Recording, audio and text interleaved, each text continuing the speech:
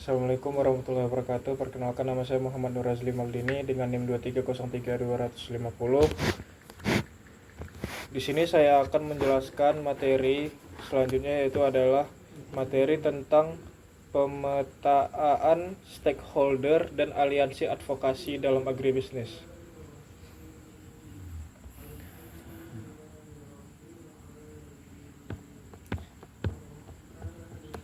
Di sini ada urgensi mempelajari pemetaan stakeholder, yaitu sektor agribisnis bukanlah sektor yang berdiri sendiri. Sektor ini berada di persimpangan yang melibatkan dinamika ekonomi, lingkungan, politik, dan sosial. Ketika kita ingin mendorong perubahan kebijakan, meningkatkan kesejahteraan petani, atau memastikan praktik bisnis agribisnis yang berkelanjutan, kita tidak bisa bekerja sendiri. Kita memerlukan advokasi, namun pertanyaan mendasarnya adalah, kepada siapa advokasi tersebut kita arahkan? Siapa saja yang berkepentingan? Disitulah kepentingnya pemetaan stakeholder.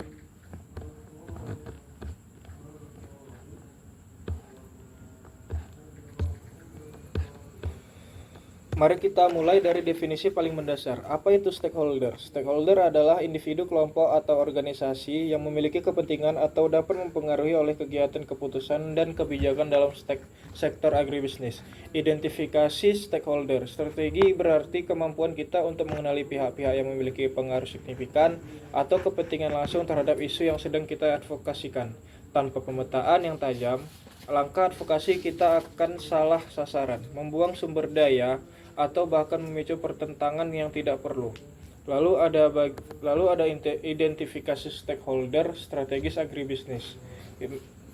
Yang pertama adalah Kementerian Pertanian, bertanggung jawab penuh atas kebijakan dan regulasi produksi pertanian, ketahanan pangan, hingga kesejahteraan petani di lapangan. Kementerian Perdagangan berperan penting. Assalamualaikum warahmatullahi wabarakatuh. Perkenalkan, nama saya Muhammad Nur Azli Maldini dengan NIM 2303250. Di sini saya akan menjelaskan materi selanjutnya, yaitu adalah materi tentang pemetaan stakeholder dan aliansi advokasi dalam agribisnis.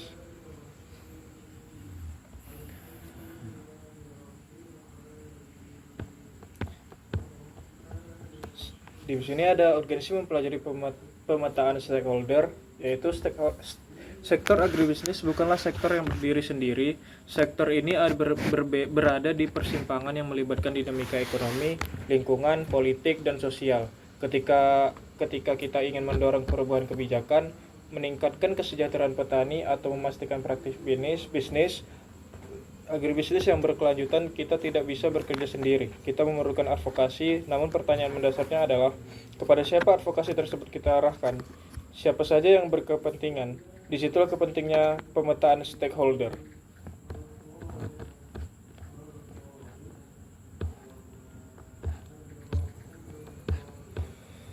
Mari kita mulai dari definisi paling mendasar. Apa itu stakeholder? Stakeholder adalah individu, kelompok, atau organisasi yang memiliki kepentingan atau dapat mempengaruhi oleh kegiatan, keputusan, dan kebijakan dalam sektor agribisnis. Identifikasi stakeholder. Strategi berarti kemampuan kita untuk mengenali pihak-pihak yang memiliki pengaruh signifikan atau kepentingan langsung terhadap isu yang sedang kita advokasikan.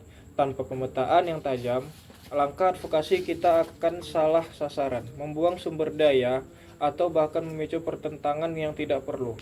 Lalu ada identifikasi stakeholder strategis agribisnis.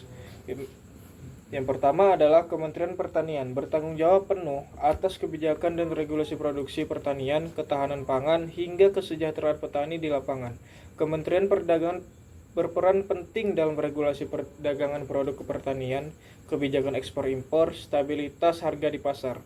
Kementerian Keuangan, pihak yang mengelola anggaran dan kebijakan fiskal yang langsung berdampak kepada agribisnis seperti lokasi subsidi, pupuk, atau kebijakan pajak. Lalu ada Kementerian Lingkungan Hidup dan Kehutanan atau KLHK, mengawasi isu berkelanjutan, tata guna lahan, serta berdampak lingkungan dari praktik pertanian. Lalu ada Kementerian Koperasi dan UKM, mendukung penguatan serta pengembangan UMKM di sektor agribisnis. Lalu ada Bappenas, merumuskan perencanaan pembangunan jangka panjang dan menengah yang mencakup arah strategi agribisnis nasional. Lalu ada pemerintah daerah, yaitu provinsi, kabupaten, kota, menjadi ujung tombak implementasi kebijakan di tingkat lokal dan pengelolaan sumber daya daerah. Lalu ada asosiasi komoditas, seperti Asosiasi Petani Padi Indonesia atau Gabungan Pengusaha Kelapa Sawit Indonesia, yang mewakili kepentingan spesifik komoditas tertentu. Organisasi petani contohnya Kontak Tani Nelayan Andalan atau KTNA yang menyuarakan aspirasi petani secara luas. Lalu ada koperasi pertanian, wadah nyata bagi para petani untuk berkolaborasi dalam rantai produksi, pemasaran, hingga pengadaan sarana produksi. Lalu ada asosiasi industri pengolahan, mewakili perusahaan-perusahaan yang mengolah produk pertanian menjadi barang nilai tambah. Lalu stakeholder berikutnya yang tak kalah penting adalah media massa dan akademisi. Media cetak, elektronik, dan daring, media memiliki jangkauan luas untuk membentuk opini publik, menyebarkan informasi, dan mengawasi isu-isu agribisnis dengan cepat. Universitas dan lembaga penelitian menghasilkan kajian ilmiah, data empiris, dan rekomendasi kebijakan berbasis riset tenaga ahli, serta konsultan memberikan kepakaran teknis dalam penyelesaian masalah agribisnis. Lalu ada NGO dan perusahaan besar atau swasta dan BUMN. Kelompok terakhir dalam identifikasi ini meliputi organisasi non-pemerintah atau NGO, terdiri dari NGO lingkungan keberlanjutan atau konservasi, atau NGO kesejahteraan petani atau hak akses sumber daya petani. Lalu ada serto NGO, yaitu NGO konsumen kualitas dan keamanan pangan. Lalu ada perusahaan besar, swasta, dan BUMN mencakup penyedia input pertanian, pupuk, pestisida, benih, industri pengolahan skala besar, jaringan retail dan distribusi, hingga BUMN pangan yang bertugas menjaga stok dan stabilitas harga nasional. Lalu ada bagian 3, analisis kepentingan dan pengaruh stakeholder.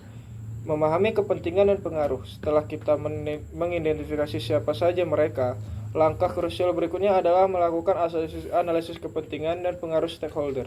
Tujuannya adalah memahami dinamika politik dan sosial di sekitar isu advokasi, siapa sekutu kita, siapa pemenantang kita. Lalu ada kepentingan stakeholder interest, seperti utama stakeholder ekonomi, sosial, politik, atau lingkungan. Memahami ini membantu kita menyusun pesan advokasi yang relevan. Lalu ada pengaruh stakeholder power, kemampuan stakeholder untuk mempengaruhi keputusan kebijakan atau opini publik, baik dari posisi formal, kekuatan ekonomi, maupun legitimasi sosial. Alat yang paling umum dan efektif digunakan adalah matriks pemetaan stakeholder. Matriks ini membagi stakeholder ke dalam 4 kuadran, yaitu high power dan high interest atau pemain kunci. Stakeholder di kuadran ini wajib dikelola secara cermat, dilibatkan aktif dalam proses advokasi. Hubungan yang dibangun harus kuat dan saling menguntungkan. High power atau low interest, pengambilan keputusan potensial, punya kekuatan besar namun kurang tertarik pada isu. Strategi kita adalah menunjukkan relevansi isu dengan kepentingan mereka agar mereka tergerak. Lalu ada low power atau high interest, pendukung potensial, sangat peduli namun pengaruhnya terbatas secara langsung. Libatkan mereka dalam aksi advokasi, beri akses informasi, dan berdayakan mereka. Lalu ada low power atau low interest, pengamat kepentingan dan pengaruhnya rendah, cukup dipantau, monitor, dan diberi informasi seperlunya tanpa menghabiskan daya advokasi kita di sini. Lalu ada analisis SWOT stakeholder. Selain matriks, kita juga mengaplikasikan analisis SWOT stakeholder. Kita menganalisis strength, weakness, opportunities, dan threats dari kacamata masing-masing stakeholder. Ini memberikan wawasan mendalam mengenai bagaimana reaksi mereka terhadap aksi advokasi yang kita jalankan. Lalu ada strategi membangun koalisi advokasi. Sekarang kita masuk ke bagian eksekusi. Strategis membangun koalisi advokasi. Koalisi advokasi adalah aliansi strategis antara berbagai stakeholder yang memiliki kepentingan bersama pada isu tertentu. Koalisi yang solid akan melipat gandakan daya tawar dan memperluas daya jangkau advokasi kita. Langkah awal dalam membangun koalisi adalah identifikasi tujuan bersama, menyepakati isu spesifik, dan memastikan seluruh anggota memiliki komitmen serta visi yang sejalan. Lalu ada pemetaan potensi anggota, mengidentifikasi organisasi atau individu yang memiliki keahlian jaringan atau modal sumber daya yang relevan, langkah-langkah operasional koalisi agar koalisi tidak sekedar nama di atas kertas. Ada 6 prinsip operasional yang harus dijalankan, yaitu adalah komunikasi efektif, membuka saluran komunikasi rutin untuk koordinasi dan pengambilan keputusan bersama, peran dan tanggung jawab yang jelas, membagi peran berdasarkan kekuatan dan keahlian masing-masing entitas, lalu ada struktur mekanisme kerja, menentukan aturan operasional, proses wewenang, pengolahan dana, dan evaluasi, lalu ada kepercayaan dan hubungan yang baik, membangun saling menghormat dan saling percaya, trust atau antar anggota, lalu ada sinergi sumber daya dan jaringan, menggabungkan kekuatan guna mencapai pengaruh yang jauh lebih masif. Lalu ada fleksibilitas dan kesadaran publik, siap beradaptasi dengan dinamika situasi politik atau sosial, serta berkoordinasi dalam kampanye publik bersama. Lalu ada kesimpulan dan penutup dari diskusi ini. Sebagai penutup ada kita, mari kita cermati bagaimana isu kebijakan lingkungan dan pengaruhnya pada bisnis agribisnis dipetakan. Kebijakan seperti batasan emisi, sertifikasi berkelanjutan, atau tata guna lahan kerap kali menciptakan pergeseran kepentingan. Dengan menggunakan alat pemetaan stakeholder dan strategi koalisi, kita mampu menjembatani perbedaan antara kepentingan pemerintah, regulasi kelestarian, pelaku bisnis profitabilitas atau keberlanjutan usaha, dan petani kesejahteraan atau akses modal. Lalu di sini saya akan menutup, dan selesai sudah pembahasan komprehensif kita pada pertemuan 11 mengenai pemetaan stakeholder dan aliansi advokasi dalam agribisnis. Saya harap teman-teman dapat memahami bahwa advokasi agribisnis adalah perpaduan antara seni berkomunikasi, analisis, dan strategi berjejaring. Saya tutup dengan wassalamualaikum warahmatullahi wabarakatuh. Assalamualaikum warahmatullahi wabarakatuh. Perkenalkan, nama saya Muhammad Nur Azli Maldini dengan NIM 2303250. Di sini saya akan menjelaskan materi selanjutnya, yaitu adalah materi tentang pemetaan stakeholder dan aliansi advokasi dalam agribisnis.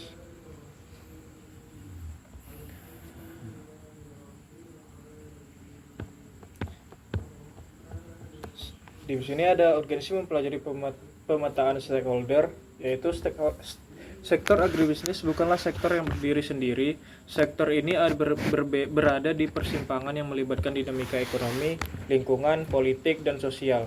Ketika kita ingin mendorong perubahan kebijakan, meningkatkan kesejahteraan petani, atau memastikan praktik bisnis agribisnis yang berkelanjutan, kita tidak bisa bekerja sendiri. Kita memerlukan advokasi, namun pertanyaan mendasarnya adalah, kepada siapa advokasi tersebut kita arahkan?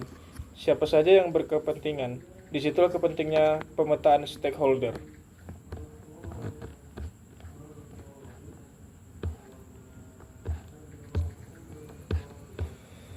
Mari kita mulai dari definisi paling mendasar. Apa itu stakeholder? Stakeholder adalah individu, kelompok, atau organisasi yang memiliki kepentingan atau dapat mempengaruhi oleh kegiatan, keputusan, dan kebijakan dalam sektor agribisnis.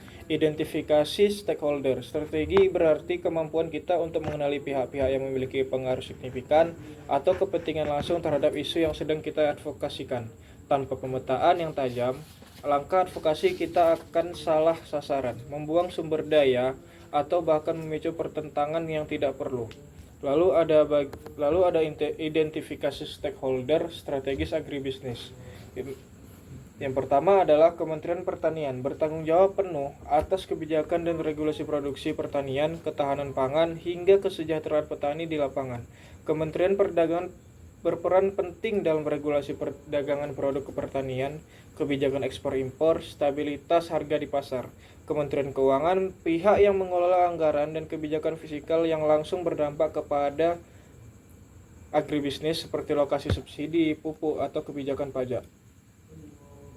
Lalu ada Kementerian Lingkungan Hidup dan Kehutanan atau KLHK, mengawasi isu berkelanjutan, tata guna lahan, serta berdampak lingkungan dari praktik pertanian. Lalu ada Kementerian Koperasi dan UKM, mendukung penguatan serta pengembangan UMKM di sektor agribisnis. Lalu ada Bappenas, merumuskan perencanaan pembangunan jangka panjang dan menengah yang mencakup arah strategi agribisnis nasional. Lalu ada pemerintah daerah, yaitu provinsi, kabupaten, kota, menjadi ujung tombak implementasi kebijakan di tingkat lokal dan pengelolaan sumber daya daerah. Lalu ada asosiasi komoditas, seperti Asosiasi Petani Padi Indonesia atau Gabungan Pengusaha Kelapa Sawit Indonesia, yang mewakili kepentingan spesifik komoditas tertentu. Organisasi petani contohnya Kontak Tani Nelayan Andalan atau KTNA yang menyuarakan aspirasi petani secara luas. Lalu ada koperasi pertanian, wadah nyata bagi para petani untuk berkolaborasi dalam rantai produksi, pemasaran, hingga pengadaan sarana produksi. Lalu ada asosiasi industri pengolahan, mewakili perusahaan-perusahaan yang mengolah produk pertanian menjadi barang bernilai tambah. Lalu stakeholder berikutnya yang tak kalah penting adalah media massa dan akademisi.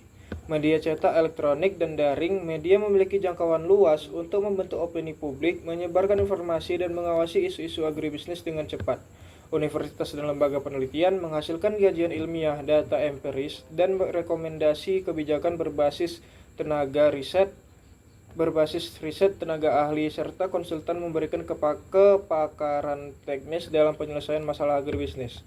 Lalu ada NGO dan perusahaan besar atau swasta dan BUMN. Kelompok terakhir dalam identifikasi ini meliputi organisasi non-pemerintah atau NGO, terdiri dari NGO lingkungan keberlanjutan atau konservasi, atau NGO kesejahteraan petani atau hak akses sumber daya petani. Lalu ada serto NGO, yaitu NGO konsumen kualitas dan keamanan pangan. Lalu ada perusahaan besar, swasta, dan BUMN mencakup penyedia input pertanian, pupuk, pestisida, benih, industri pengolahan skala besar, jaringan retail dan distribusi, hingga BUMN pangan yang bertugas menjaga stok dan stabilitas harga nasional. Lalu ada bagian 3, analisis kepentingan dan pengaruh stakeholder. Memahami kepentingan dan pengaruh. Setelah kita mengidentifikasi siapa saja mereka, langkah krusial berikutnya adalah melakukan analisis kepentingan dan pengaruh stakeholder. Tujuannya adalah memahami dinamika politik dan sosial di sekitar isu advokasi, siapa sekutu kita, siapa pemenantang kita.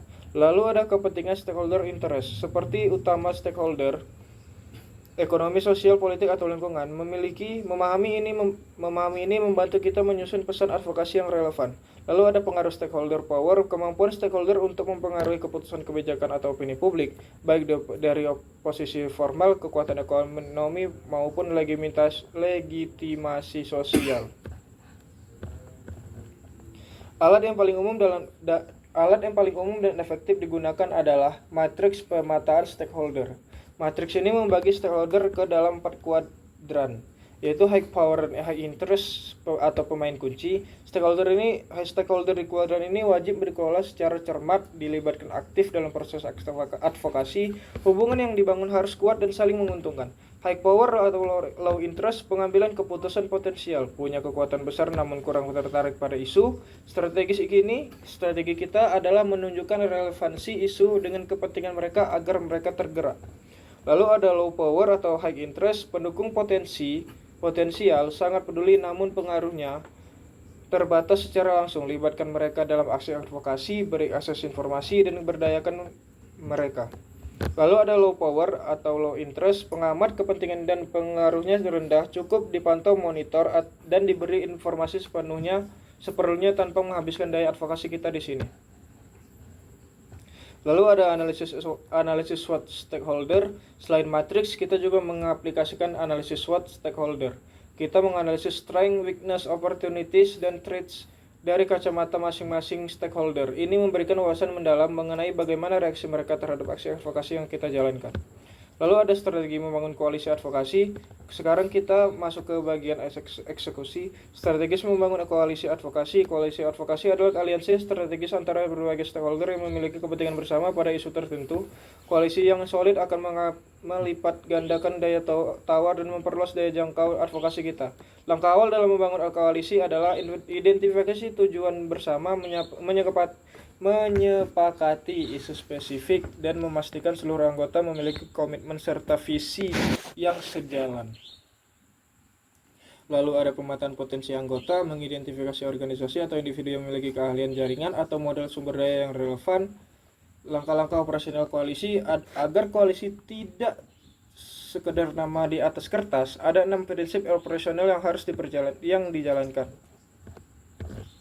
yaitu adalah komunikasi efektif, membuka saluran komunikasi rutin untuk koordinasi dan pengambilan keputusan bersama, peran dan tanggung jawab yang jelas, membagi peran berdasarkan kekuatan dan keahlian masing-masing entitas, lalu ada struktur mekanisme kerja, menentukan aturan operasional, proses wewenang, pengolahan dana, dan evaluasi, lalu ada kepercayaan dan hubungan yang baik, membangun saling menghormat dan saling percaya, trust atau antar anggota, lalu ada sinergi sumber daya dan jaringan, menggabungkan kekuatan guna mencapai pengaruh yang jauh lebih masif. Lalu ada fleksibilitas dan kesadaran publik, siap beradaptasi dengan dinamika situasi politik atau sosial, serta berkoordinasi dalam kampanye publik bersama. Lalu ada kesimpulan dan penutup dari diskusi ini. Sebagai penutup ada kita, mari kita cermati bagaimana isu kebijakan lingkungan dan pengaruhnya pada bisnis agribisnis dipetakan.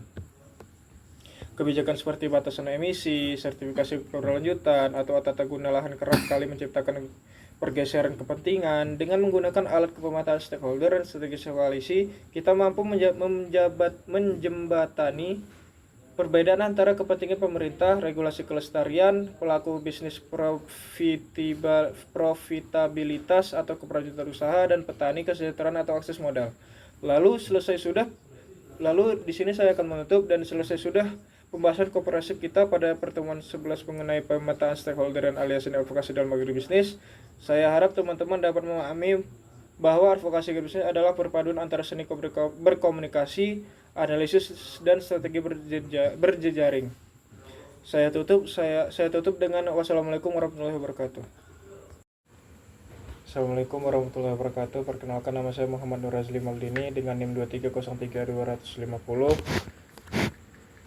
Di sini saya akan menjelaskan materi selanjutnya, yaitu adalah materi tentang pemetaan stakeholder dan aliansi advokasi dalam agribisnis.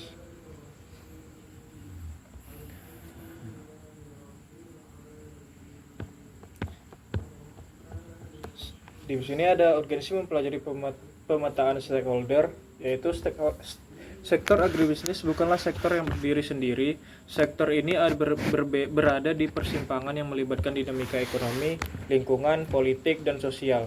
Ketika kita ingin mendorong perubahan kebijakan, meningkatkan kesejahteraan petani, atau memastikan praktik bisnis agribisnis yang berkelanjutan, kita tidak bisa bekerja sendiri. Kita memerlukan advokasi, namun pertanyaan mendasarnya adalah, kepada siapa advokasi tersebut kita arahkan? Siapa saja yang berkepentingan? Disitulah kepentingnya pemetaan stakeholder.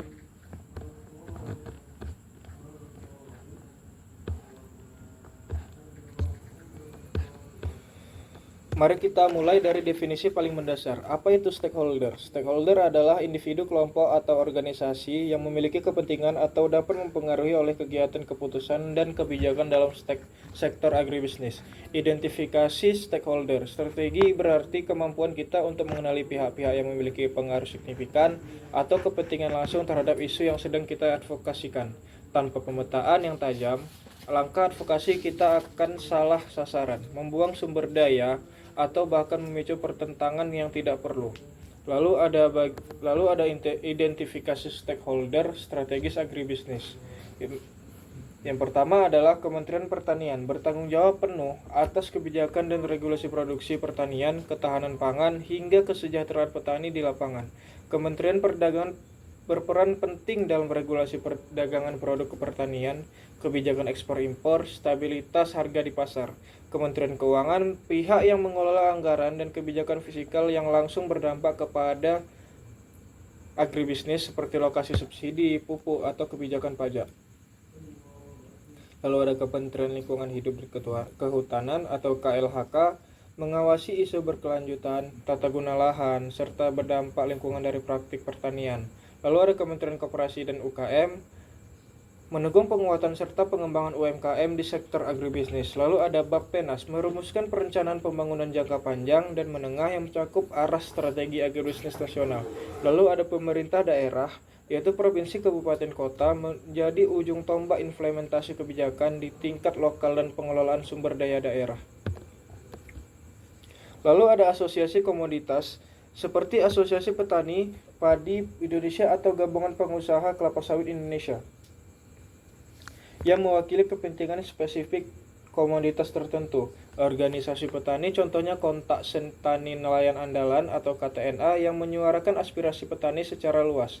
Lalu ada koperasi pertanian, wadah nyata bagi para petani untuk berkolaborasi dalam rantai produksi, pemasaran, hingga pengadaan sarana produksi.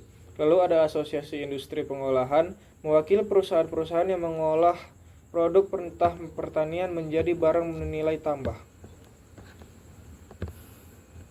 Lalu stakeholder berikutnya yang tak kalah penting adalah media massa dan akademisi. Media cetak, elektronik, dan daring, media memiliki jangkauan luas untuk membentuk opini publik, menyebarkan informasi, dan mengawasi isu-isu agribisnis dengan cepat. Universitas dan lembaga penelitian menghasilkan kajian ilmiah, data empiris, dan rekomendasi kebijakan berbasis riset tenaga ahli, serta konsultan memberikan kepakaran teknis dalam penyelesaian masalah agribisnis.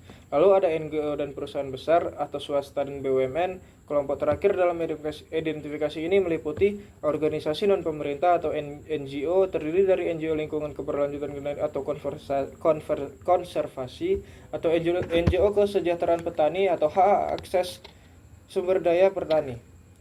Lalu ada serto NGO yaitu NGO konsumen kualitas dan keamanan pangan. Lalu ada perusahaan besar, swasta, dan BUMN mencakup penyedia input pertanian, pupuk, pestisida, benih, industri pengolahan skala besar, jaringan retail dan distribusi, hingga BUMN pangan yang bertugas menjaga stok dan stabilitas harga nasional.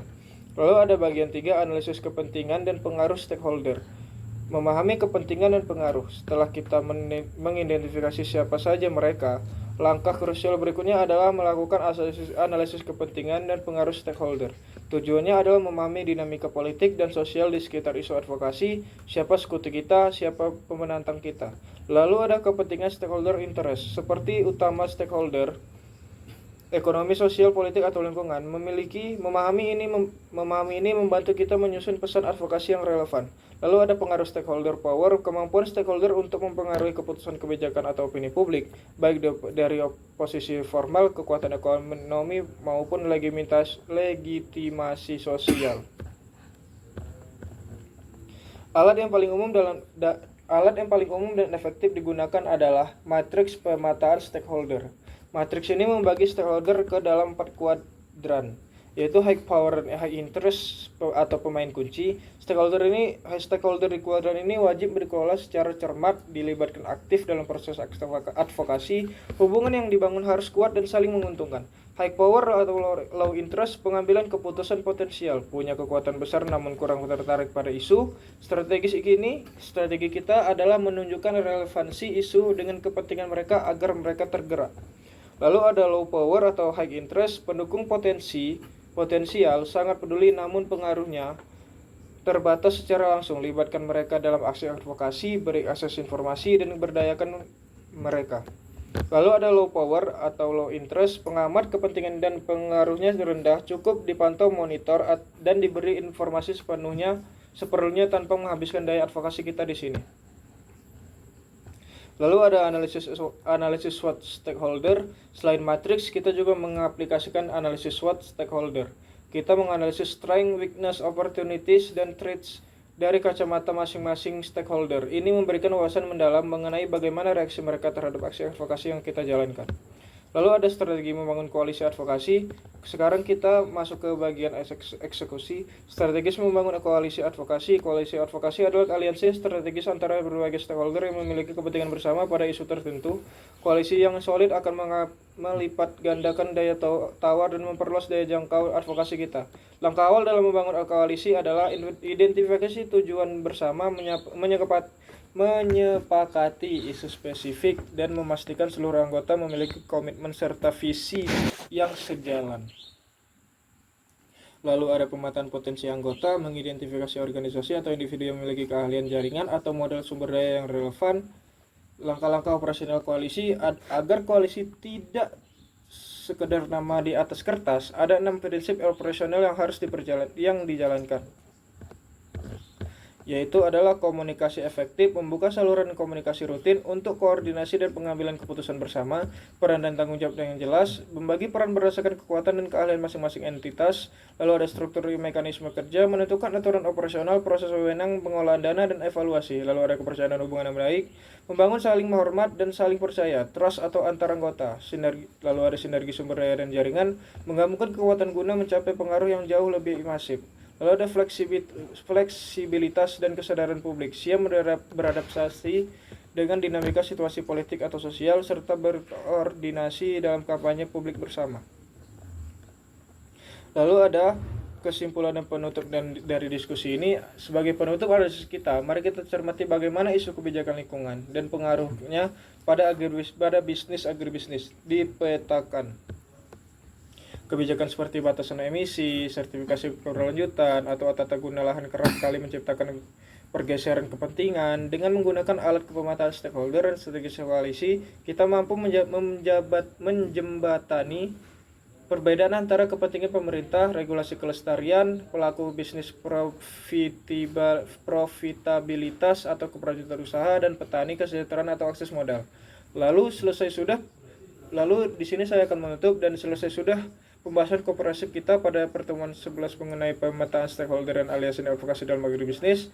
Saya harap teman-teman dapat memahami bahwa advokasi agribisnis adalah perpaduan antara seni berkomunikasi, analisis, dan strategi berjejaring. Saya tutup dengan wassalamualaikum warahmatullahi wabarakatuh.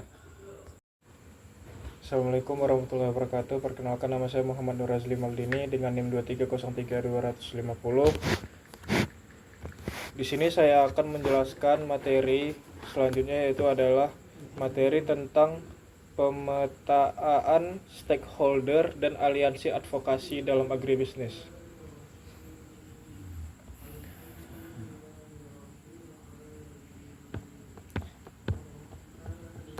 Di sini ada urgensi mempelajari pemetaan stakeholder, yaitu sektor agribisnis bukanlah sektor yang berdiri sendiri. Sektor ini berada di persimpangan yang melibatkan dinamika ekonomi, lingkungan, politik, dan sosial. Ketika kita ingin mendorong perubahan kebijakan, meningkatkan kesejahteraan petani, atau memastikan praktik bisnis agribisnis yang berkelanjutan, kita tidak bisa bekerja sendiri. Kita memerlukan advokasi, namun pertanyaan mendasarnya adalah, kepada siapa advokasi tersebut kita arahkan? Siapa saja yang berkepentingan? Disitulah kepentingnya pemetaan stakeholder.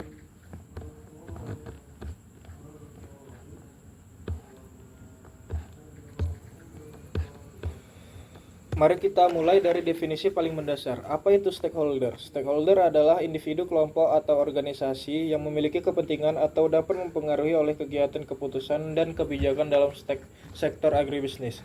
Identifikasi stakeholder. Strategi berarti kemampuan kita untuk mengenali pihak-pihak yang memiliki pengaruh signifikan atau kepentingan langsung terhadap isu yang sedang kita advokasikan. Tanpa pemetaan yang tajam, langkah advokasi kita akan salah sasaran, membuang sumber daya, atau bahkan memicu pertentangan yang tidak perlu. Lalu ada identifikasi stakeholder strategis agribisnis. Yang pertama adalah Kementerian Pertanian, bertanggung jawab penuh atas kebijakan dan regulasi produksi pertanian, ketahanan pangan, hingga kesejahteraan petani di lapangan. Kementerian Perdagangan berperan penting dalam regulasi perdagangan produk pertanian, kebijakan ekspor impor, stabilitas harga di pasar. Kementerian Keuangan, pihak yang mengelola anggaran dan kebijakan fiskal yang langsung berdampak kepada agribisnis seperti lokasi subsidi, pupuk, atau kebijakan pajak. Lalu ada Kementerian Lingkungan Hidup dan Kehutanan atau KLHK, mengawasi isu berkelanjutan, tata guna lahan, serta berdampak lingkungan dari praktik pertanian. Lalu ada Kementerian Koperasi dan UKM, mendukung penguatan serta pengembangan UMKM di sektor agribisnis. Lalu ada Bappenas, merumuskan perencanaan pembangunan jangka panjang dan menengah yang mencakup arah strategi agribisnis nasional. Lalu ada pemerintah daerah, yaitu provinsi, kabupaten, kota, menjadi ujung tombak implementasi kebijakan di tingkat lokal dan pengelolaan sumber daya daerah. Lalu ada asosiasi komoditas seperti Asosiasi Petani Padi Indonesia atau Gabungan Pengusaha Kelapa Sawit Indonesia, yang mewakili kepentingan spesifik komoditas tertentu. Organisasi petani contohnya Kontak Tani Nelayan Andalan atau KTNA yang menyuarakan aspirasi petani secara luas.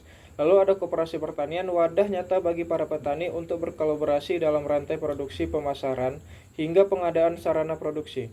Lalu ada asosiasi industri pengolahan, mewakili perusahaan-perusahaan yang mengolah produk pertanian menjadi barang bernilai tambah. Lalu stakeholder berikutnya yang tak kalah penting adalah media massa dan akademisi. Media cetak, elektronik, dan daring, media memiliki jangkauan luas untuk membentuk opini publik, menyebarkan informasi, dan mengawasi isu-isu agribisnis dengan cepat. Universitas dan lembaga penelitian menghasilkan kajian ilmiah, data empiris, dan rekomendasi kebijakan berbasis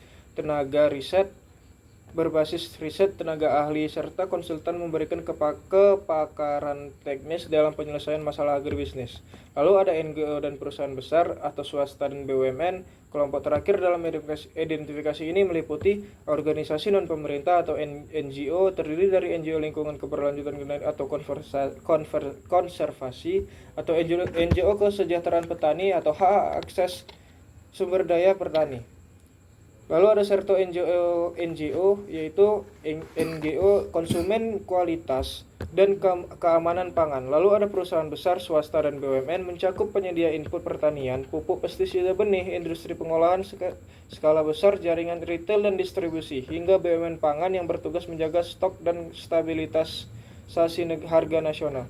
Lalu ada bagian 3, analisis kepentingan dan pengaruh stakeholder. Memahami kepentingan dan pengaruh. Setelah kita mengidentifikasi siapa saja mereka, langkah krusial berikutnya adalah melakukan analisis kepentingan dan pengaruh stakeholder. Tujuannya adalah memahami dinamika politik dan sosial di sekitar isu advokasi, siapa sekutu kita, siapa pemenantang kita. Lalu ada kepentingan stakeholder interest, seperti utama stakeholder ekonomi, sosial, politik, atau lingkungan. Memahami ini membantu kita menyusun pesan advokasi yang relevan. Lalu ada pengaruh stakeholder power, kemampuan stakeholder untuk mempengaruhi keputusan kebijakan atau opini publik, baik dari posisi formal, kekuatan ekonomi, maupun legitimasi sosial. Alat yang paling umum dan efektif digunakan adalah matriks pemetaan stakeholder. Matriks ini membagi stakeholder ke dalam 4 kuadran, yaitu high power dan high interest atau pemain kunci. Stakeholder di kuadran ini wajib dikelola secara cermat, dilibatkan aktif dalam proses advokasi. Hubungan yang dibangun harus kuat dan saling menguntungkan. High power atau low interest, pengambilan keputusan potensial, punya kekuatan besar namun kurang tertarik pada isu. Strategi kita adalah menunjukkan relevansi isu dengan kepentingan mereka agar mereka tergerak. Lalu ada low power atau high interest, pendukung potensial, sangat peduli namun pengaruhnya terbatas secara langsung. Libatkan mereka dalam aksi advokasi, beri akses informasi, dan berdayakan mereka. Lalu ada low power atau low interest, pengamat kepentingan dan pengaruhnya rendah, cukup dipantau, monitor, dan diberi informasi seperlunya tanpa menghabiskan daya advokasi kita di sini. Lalu ada analisis SWOT stakeholder. Selain matriks, kita juga mengaplikasikan analisis SWOT stakeholder. Kita menganalisis strength, weakness, opportunities, dan threats dari kacamata masing-masing stakeholder. Ini memberikan wawasan mendalam mengenai bagaimana reaksi mereka terhadap aksi advokasi yang kita jalankan. Lalu ada strategi membangun koalisi advokasi. Sekarang kita masuk ke bagian eksekusi. Strategis membangun koalisi advokasi. Koalisi advokasi adalah aliansi strategis antara berbagai stakeholder yang memiliki kepentingan bersama pada isu tertentu. Koalisi yang solid akan melipat gandakan daya tawar dan memperluas daya jangkau advokasi kita. Langkah awal dalam membangun koalisi adalah identifikasi tujuan bersama, menyepakati isu spesifik, dan memastikan seluruh anggota memiliki komitmen serta visi yang sejalan. Lalu ada pemetaan potensi anggota, mengidentifikasi organisasi atau individu yang memiliki keahlian jaringan atau modal sumber daya yang relevan. Langkah-langkah operasional koalisi agar koalisi tidak sekedar nama di atas kertas. Ada 6 prinsip operasional yang harus dijalankan. yaitu adalah komunikasi efektif, membuka saluran komunikasi rutin untuk koordinasi dan pengambilan keputusan bersama, peran dan tanggung jawab yang jelas, membagi peran berdasarkan kekuatan dan keahlian masing-masing entitas, lalu ada struktur mekanisme kerja, menentukan aturan operasional, proses wewenang, pengolahan dana, dan evaluasi, lalu ada kepercayaan dan hubungan yang baik, membangun saling menghormat dan saling percaya, trust atau antar anggota, lalu ada sinergi sumber daya dan jaringan, menggabungkan kekuatan guna mencapai pengaruh yang jauh lebih masif. Lalu ada fleksibilitas dan kesadaran publik, siap beradaptasi dengan dinamika situasi politik atau sosial, serta berkoordinasi dalam kampanye publik bersama.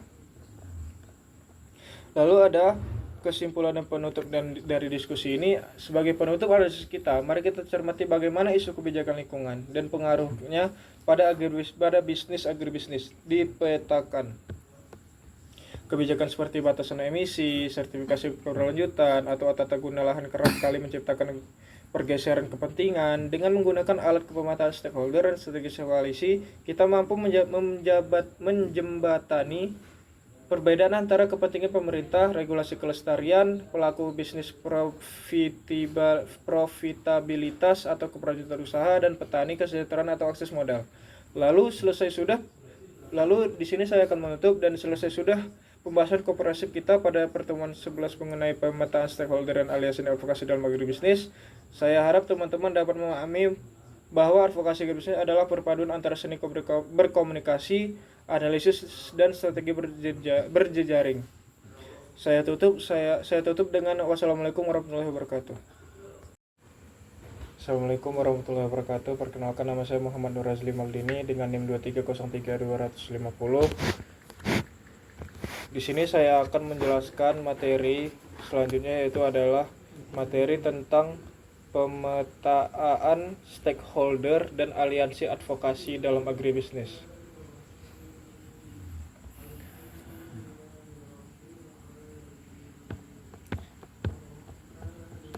Di sini ada urgensi mempelajari pemetaan stakeholder, yaitu sektor agribisnis bukanlah sektor yang berdiri sendiri. Sektor ini berada di persimpangan yang melibatkan dinamika ekonomi, lingkungan, politik, dan sosial. Ketika kita ingin mendorong perubahan kebijakan, meningkatkan kesejahteraan petani, atau memastikan praktik bisnis agribisnis yang berkelanjutan, kita tidak bisa bekerja sendiri. Kita memerlukan advokasi, namun pertanyaan mendasarnya adalah, kepada siapa advokasi tersebut kita arahkan? Siapa saja yang berkepentingan? Disitulah kepentingnya pemetaan stakeholder.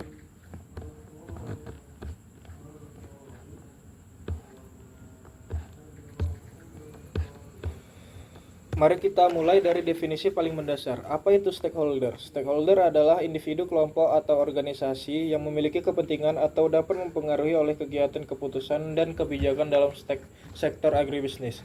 Identifikasi stakeholder. Strategi berarti kemampuan kita untuk mengenali pihak-pihak yang memiliki pengaruh signifikan atau kepentingan langsung terhadap isu yang sedang kita advokasikan. Tanpa pemetaan yang tajam, langkah advokasi kita akan salah sasaran, membuang sumber daya, atau bahkan memicu pertentangan yang tidak perlu. Lalu ada identifikasi stakeholder strategis agribisnis. Yang pertama adalah Kementerian Pertanian, bertanggung jawab penuh atas kebijakan dan regulasi produksi pertanian, ketahanan pangan, hingga kesejahteraan petani di lapangan.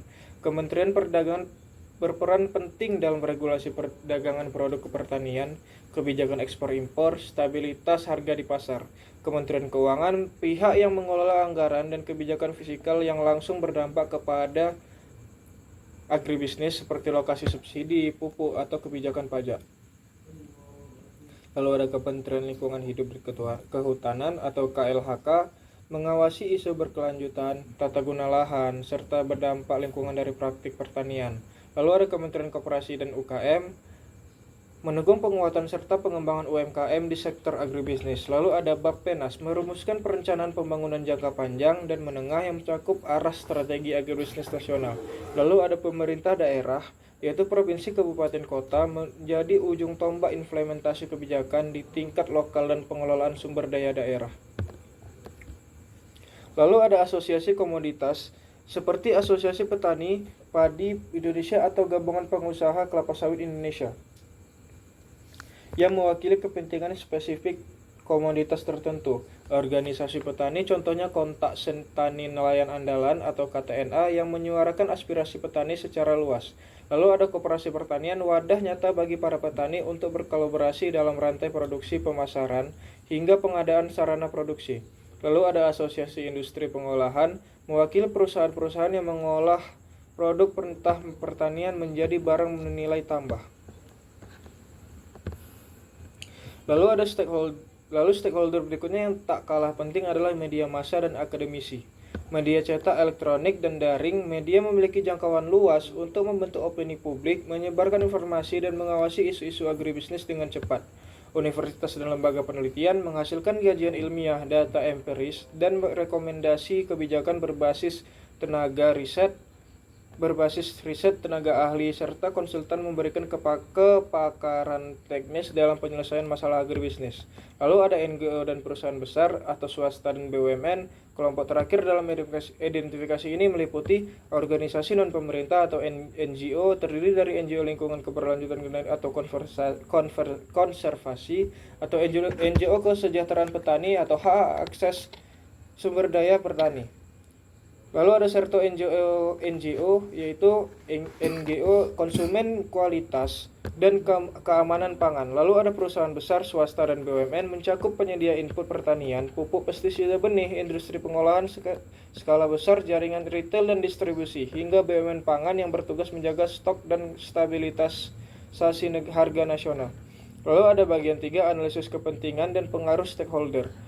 Memahami kepentingan dan pengaruh. Setelah kita mengidentifikasi siapa saja mereka, langkah krusial berikutnya adalah melakukan analisis kepentingan dan pengaruh stakeholder.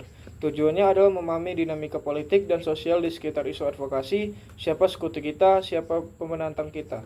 Lalu ada kepentingan stakeholder interest, seperti utama stakeholder ekonomi, sosial, politik, atau lingkungan. Memahami ini membantu kita menyusun pesan advokasi yang relevan. Lalu ada pengaruh stakeholder power, kemampuan stakeholder untuk mempengaruhi keputusan kebijakan atau opini publik, baik dari posisi formal, kekuatan ekonomi, maupun legitimasi sosial. Alat yang paling umum dan efektif digunakan adalah matriks pemetaan stakeholder. Matriks ini membagi stakeholder ke dalam 4 kuadran, yaitu high power, high interest atau pemain kunci. Stakeholder di kuadran ini wajib dikelola secara cermat, dilibatkan aktif dalam proses advokasi. Hubungan yang dibangun harus kuat dan saling menguntungkan. High power atau low interest, pengambilan keputusan potensial, punya kekuatan besar namun kurang tertarik pada isu. Strategi kita adalah menunjukkan relevansi isu dengan kepentingan mereka agar mereka tergerak. Lalu ada low power atau high interest, pendukung potensial, sangat peduli namun pengaruhnya terbatas secara langsung. Libatkan mereka dalam aksi advokasi, beri akses informasi, dan berdayakan mereka. Lalu ada low power atau low interest, pengamat kepentingan dan pengaruhnya rendah, cukup dipantau, monitor, dan diberi informasi seperlunya tanpa menghabiskan daya advokasi kita di sini. Lalu ada analisis SWOT stakeholder. Selain matriks, kita juga mengaplikasikan analisis SWOT stakeholder. Kita menganalisis strength, weakness, opportunities, dan threats dari kacamata masing-masing stakeholder. Ini memberikan wawasan mendalam mengenai bagaimana reaksi mereka terhadap aksi advokasi yang kita jalankan. Lalu ada strategi membangun koalisi advokasi. Sekarang kita masuk ke bagian eksekusi. Strategis membangun koalisi advokasi. Koalisi advokasi adalah aliansi strategis antara berbagai stakeholder yang memiliki kepentingan bersama pada isu tertentu. Koalisi yang solid akan melipat gandakan daya tawar dan memperluas daya jangkau advokasi kita. Langkah awal dalam membangun koalisi adalah identifikasi tujuan bersama, menyepakati isu spesifik, dan memastikan seluruh anggota memiliki komitmen serta visi yang sejalan. Lalu ada pemetaan potensi anggota, mengidentifikasi organisasi atau individu yang memiliki keahlian jaringan atau modal sumber daya yang relevan. Langkah-langkah operasional koalisi agar koalisi tidak sekedar nama di atas kertas. Ada 6 prinsip operasional yang harus dijalankan. yaitu adalah komunikasi efektif, membuka saluran komunikasi rutin untuk koordinasi dan pengambilan keputusan bersama, peran dan tanggung jawab yang jelas, membagi peran berdasarkan kekuatan dan keahlian masing-masing entitas, lalu ada struktur mekanisme kerja, menentukan aturan operasional, proses wewenang, pengolahan dana, dan evaluasi, lalu ada kepercayaan dan hubungan yang baik, membangun saling menghormat dan saling percaya, trust atau antar anggota, lalu ada sinergi sumber daya dan jaringan, menggabungkan kekuatan guna mencapai pengaruh yang jauh lebih masif. Lalu ada fleksibilitas dan kesadaran publik, siap beradaptasi dengan dinamika situasi politik atau sosial, serta berkoordinasi dalam kampanye publik bersama. Lalu ada kesimpulan dan penutup dari diskusi ini. Sebagai penutup ada kita, mari kita cermati bagaimana isu kebijakan lingkungan dan pengaruhnya pada bisnis agribisnis dipetakan.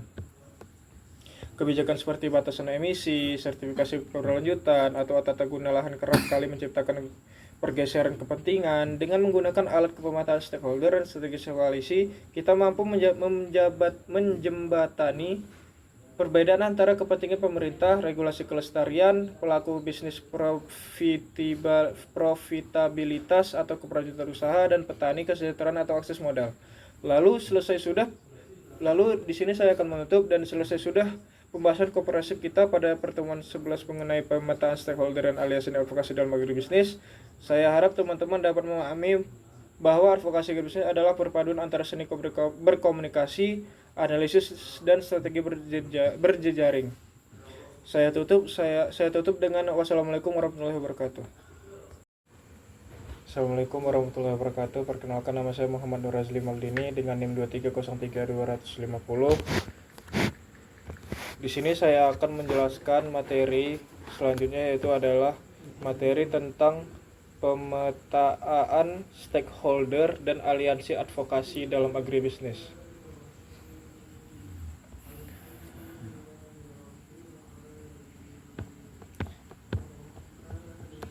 Di sini ada urgensi mempelajari pemetaan stakeholder, yaitu sektor agribisnis bukanlah sektor yang berdiri sendiri. Sektor ini berada di persimpangan yang melibatkan dinamika ekonomi, lingkungan, politik, dan sosial.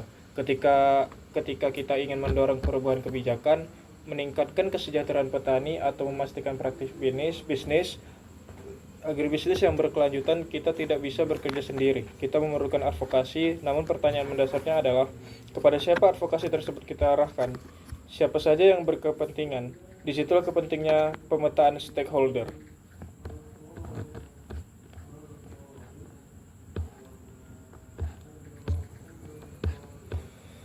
Mari kita mulai dari definisi paling mendasar. Apa itu stakeholder? Stakeholder adalah individu, kelompok, atau organisasi yang memiliki kepentingan atau dapat mempengaruhi oleh kegiatan, keputusan, dan kebijakan dalam sektor agribisnis. Identifikasi stakeholder. Strategi berarti kemampuan kita untuk mengenali pihak-pihak yang memiliki pengaruh signifikan atau kepentingan langsung terhadap isu yang sedang kita advokasikan. Tanpa pemetaan yang tajam, langkah advokasi kita akan salah sasaran, membuang sumber daya, atau bahkan memicu pertentangan yang tidak perlu. Lalu ada identifikasi stakeholder strategis agribisnis. Yang pertama adalah Kementerian Pertanian, bertanggung jawab penuh atas kebijakan dan regulasi produksi pertanian, ketahanan pangan, hingga kesejahteraan petani di lapangan. Kementerian Perdagangan berperan penting dalam regulasi perdagangan produk pertanian, kebijakan ekspor impor, stabilitas harga di pasar. Kementerian Keuangan, pihak yang mengelola anggaran dan kebijakan fiskal yang langsung berdampak kepada agribisnis seperti lokasi subsidi, pupuk, atau kebijakan pajak. Lalu ada Kementerian Lingkungan Hidup dan Kehutanan atau KLHK, mengawasi isu berkelanjutan, tata guna lahan, serta berdampak lingkungan dari praktik pertanian. Lalu ada Kementerian Koperasi dan UKM, mendukung penguatan serta pengembangan UMKM di sektor agribisnis. Lalu ada Bappenas, merumuskan perencanaan pembangunan jangka panjang dan menengah yang mencakup arah strategi agribisnis nasional. Lalu ada pemerintah daerah, yaitu provinsi, kabupaten, kota, menjadi ujung tombak implementasi kebijakan di tingkat lokal dan pengelolaan sumber daya daerah. Lalu ada asosiasi komoditas, seperti Asosiasi Petani Padi Indonesia atau Gabungan Pengusaha Kelapa Sawit Indonesia, yang mewakili kepentingan spesifik komoditas tertentu. Organisasi petani contohnya Kontak Tani Nelayan Andalan atau KTNA yang menyuarakan aspirasi petani secara luas. Lalu ada koperasi pertanian, wadah nyata bagi para petani untuk berkolaborasi dalam rantai produksi, pemasaran, hingga pengadaan sarana produksi. Lalu ada asosiasi industri pengolahan, mewakili perusahaan-perusahaan yang mengolah produk pertanian menjadi barang bernilai tambah. Lalu stakeholder berikutnya yang tak kalah penting adalah media massa dan akademisi. Media cetak, elektronik, dan daring, media memiliki jangkauan luas untuk membentuk opini publik, menyebarkan informasi, dan mengawasi isu-isu agribisnis dengan cepat. Universitas dan lembaga penelitian menghasilkan kajian ilmiah, data empiris, dan rekomendasi kebijakan berbasis riset, tenaga ahli, serta konsultan memberikan kepakaran teknis dalam penyelesaian masalah agribisnis. Lalu ada NGO dan perusahaan besar atau swasta dan BUMN. Kelompok terakhir dalam identifikasi ini meliputi organisasi non-pemerintah atau NGO, terdiri dari NGO lingkungan keberlanjutan atau konservasi, atau NGO kesejahteraan petani atau hak akses sumber daya petani. Lalu ada serto NGO yaitu NGO konsumen kualitas dan keamanan pangan. Lalu ada perusahaan besar, swasta, dan BUMN mencakup penyedia input pertanian, pupuk, pestisida, benih, industri pengolahan skala besar, jaringan retail dan distribusi, hingga BUMN pangan yang bertugas menjaga stok dan stabilitas harga nasional. Lalu ada bagian 3, analisis kepentingan dan pengaruh stakeholder. Memahami kepentingan dan pengaruh. Setelah kita mengidentifikasi siapa saja mereka, langkah krusial berikutnya adalah melakukan analisis kepentingan dan pengaruh stakeholder. Tujuannya adalah memahami dinamika politik dan sosial di sekitar isu advokasi, siapa sekutu kita, siapa pemenantang kita. Lalu ada kepentingan stakeholder interest, seperti utama stakeholder ekonomi, sosial, politik, atau lingkungan. Memahami ini membantu kita menyusun pesan advokasi yang relevan. Lalu ada pengaruh stakeholder power, kemampuan stakeholder untuk mempengaruhi keputusan kebijakan atau opini publik, baik dari posisi formal, kekuatan ekonomi, maupun legitimasi sosial. Alat yang paling umum dan efektif digunakan adalah matriks pemetaan stakeholder. Matriks ini membagi stakeholder ke dalam 4 kuadran, yaitu high power dan high interest atau pemain kunci. Stakeholder di kuadran ini wajib dikelola secara cermat, dilibatkan aktif dalam proses advokasi. Hubungan yang dibangun harus kuat dan saling menguntungkan. High power atau low interest, pengambilan keputusan potensial, punya kekuatan besar namun kurang tertarik pada isu. Strategi kita adalah menunjukkan relevansi isu dengan kepentingan mereka agar mereka tergerak. Lalu ada low power atau high interest, pendukung potensial, sangat peduli namun pengaruhnya terbatas secara langsung. Libatkan mereka dalam aksi advokasi, beri akses informasi, dan berdayakan mereka. Lalu ada low power atau low interest, pengamat kepentingan dan pengaruhnya rendah, cukup dipantau, monitor, dan diberi informasi seperlunya tanpa menghabiskan daya advokasi kita di sini. Lalu ada analisis SWOT stakeholder. Selain matriks, kita juga mengaplikasikan analisis SWOT stakeholder. Kita menganalisis strength, weakness, opportunities, dan threats dari kacamata masing-masing stakeholder. Ini memberikan wawasan mendalam mengenai bagaimana reaksi mereka terhadap aksi advokasi yang kita jalankan. Lalu ada strategi membangun koalisi advokasi. Sekarang kita masuk ke bagian eksekusi. Strategis membangun koalisi advokasi. Koalisi advokasi adalah aliansi strategis antara berbagai stakeholder yang memiliki kepentingan bersama pada isu tertentu. Koalisi yang solid akan melipat gandakan daya tawar dan memperluas daya jangkau advokasi kita. Langkah awal dalam membangun koalisi adalah identifikasi tujuan bersama, menyepakati isu spesifik, dan memastikan seluruh anggota memiliki komitmen serta visi yang sejalan. Lalu ada pemetaan potensi anggota, mengidentifikasi organisasi atau individu yang memiliki keahlian jaringan atau model sumber daya yang relevan. Langkah-langkah operasional koalisi agar koalisi tidak sekedar nama di atas kertas. Ada 6 prinsip operasional yang harus dijalankan. yaitu adalah komunikasi efektif, membuka saluran komunikasi rutin untuk koordinasi dan pengambilan keputusan bersama, peran dan tanggung jawab yang jelas, membagi peran berdasarkan kekuatan dan keahlian masing-masing entitas, lalu ada struktur mekanisme kerja, menentukan aturan operasional, proses wewenang, pengolahan dana, dan evaluasi, lalu ada kepercayaan dan hubungan yang baik, membangun saling menghormat dan saling percaya, trust atau antar anggota, lalu ada sinergi sumber daya dan jaringan, menggabungkan kekuatan guna mencapai pengaruh yang jauh lebih masif.